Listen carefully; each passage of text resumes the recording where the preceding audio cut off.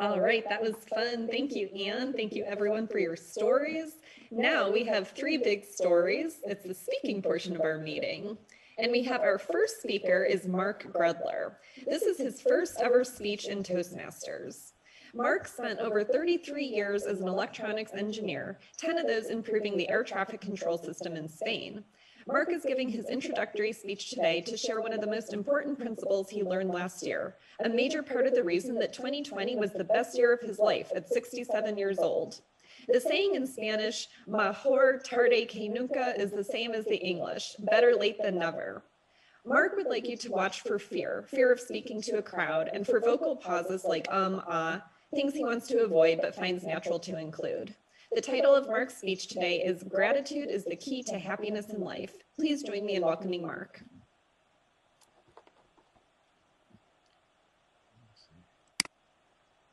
Good afternoon, everyone. I would like to share a couple of experiences I had that helped me develop a life motto last year. One of those experiences is when I went to a hotel in Bahrain while I was working in Kuwait. And I was surprised when I checked in to find out that it was part of the Marriott chain because I happened to be a Platinum Elite member.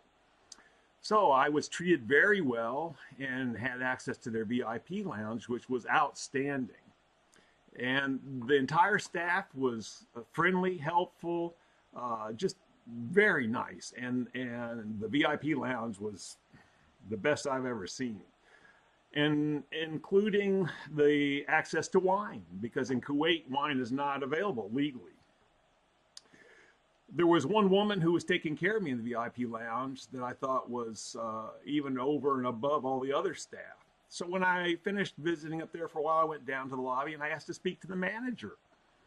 The manager came out and I was really surprised at just how terrified he looked.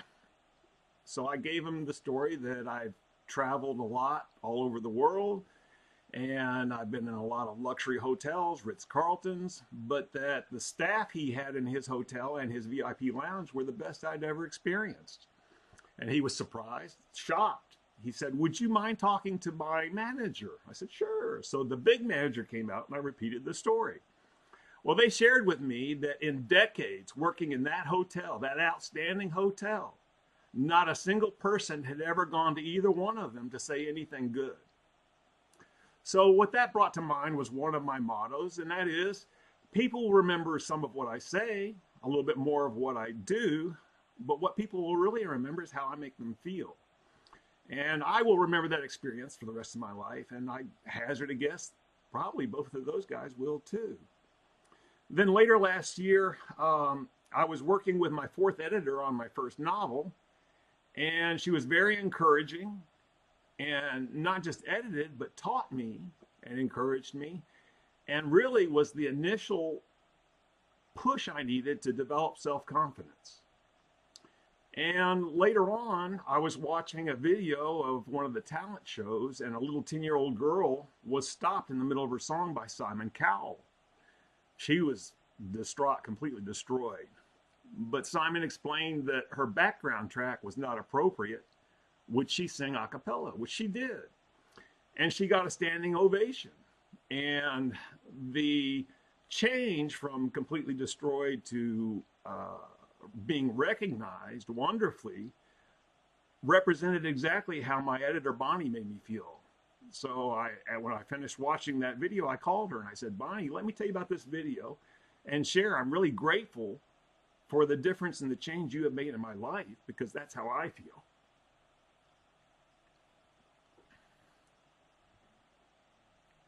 So that also led to 2 chapters in 2 nonfiction books, which came out last month and are both bestsellers. A chapter on how to overcome haters, the naysayers and discouragers, and then another chapter on persistence for writers. And the chapter on haters is in a book on success with Jack Canfield, and some coaching I was doing with him led to an interview, and then also him providing me an endorsement for my novel, which really encompasses more my overall brand than just the specific novel. But the endorsement he gave me reads, "Mark Grudler is the real deal, the treasure hunter. He has found many treasures, not only ancient coins and artifacts, but the treasure of connecting with others and the treasures of travel, gratitude, forgiveness, self-confidence, and sharing to help others. This kind of led to another life motto and the adoption of my trademark. And I've never done this before, but I will share my screen, I think.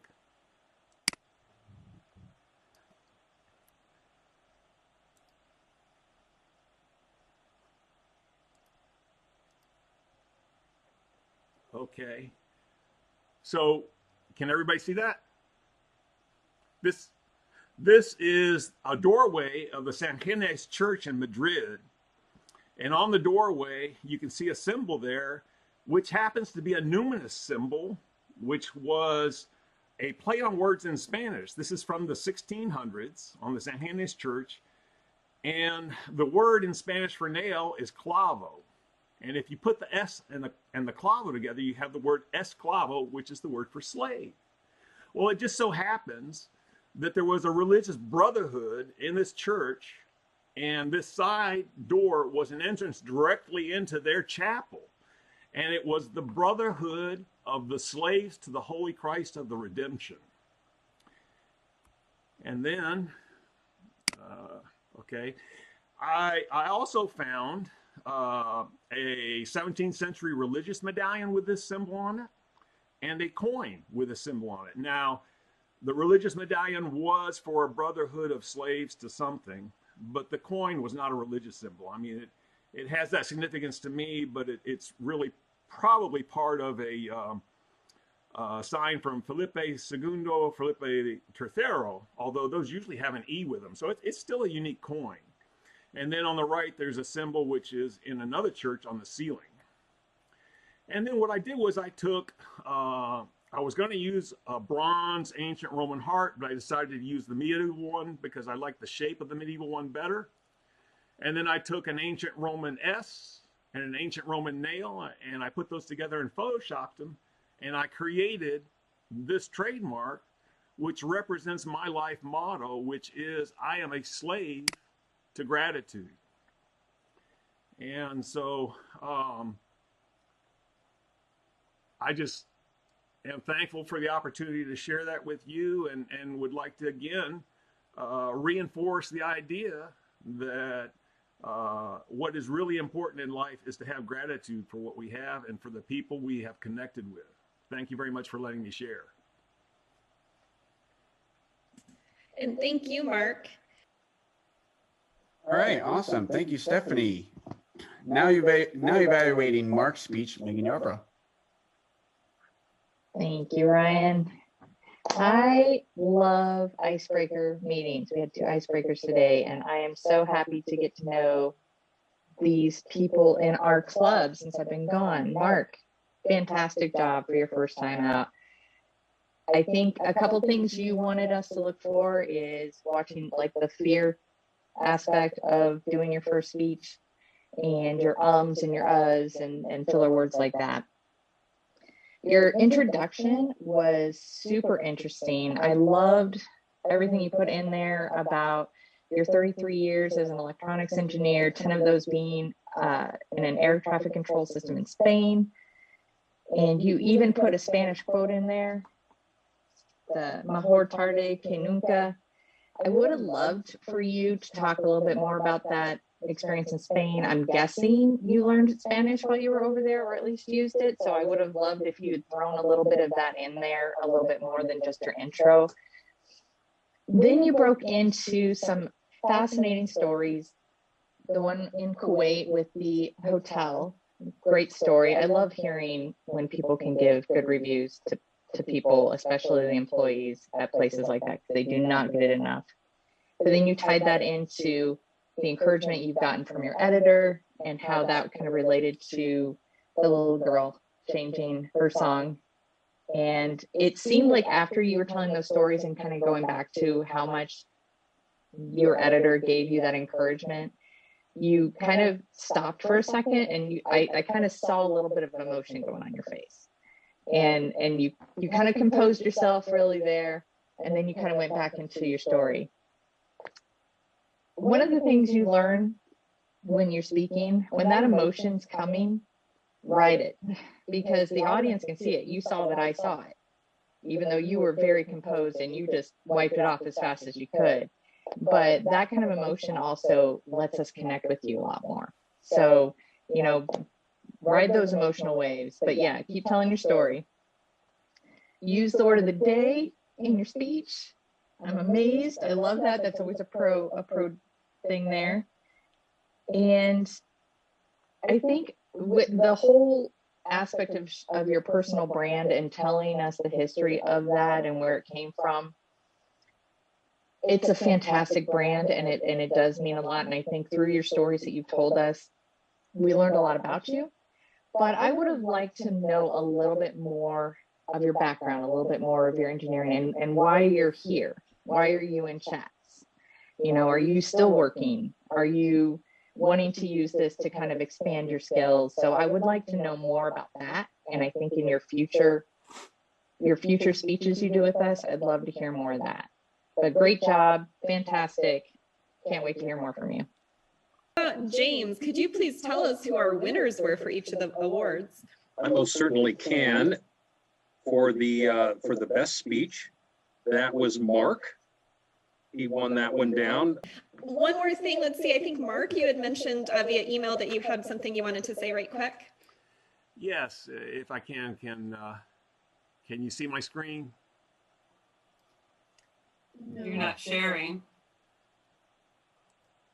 How about now? Okay. Okay, yeah.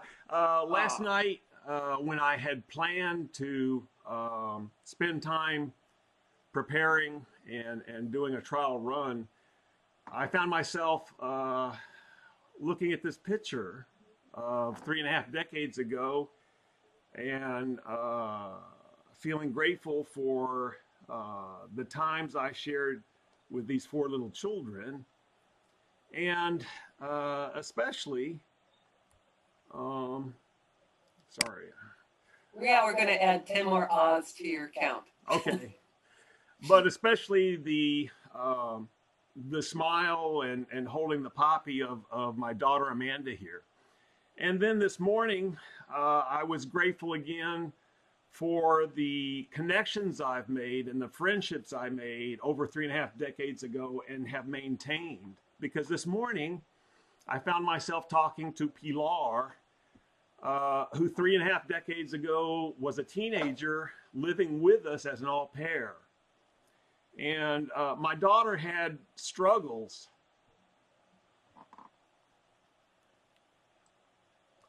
when we came back from Spain. And Pilar knew that. And this morning she told me, I always hoped that things would change for her and that she would go back to being that sweet and delicate little princess that I kept in my arms. Because last night I found out that the night before she died at 39 years old. And I still don't know any more. But last night I found myself looking at this picture and asking myself, am I the real deal? And am I really a slave to gratitude? Or is it just a fancy motto? I'm sorry, I just wanted to share that with you. Thank you, Mark. We're so sorry to hear that.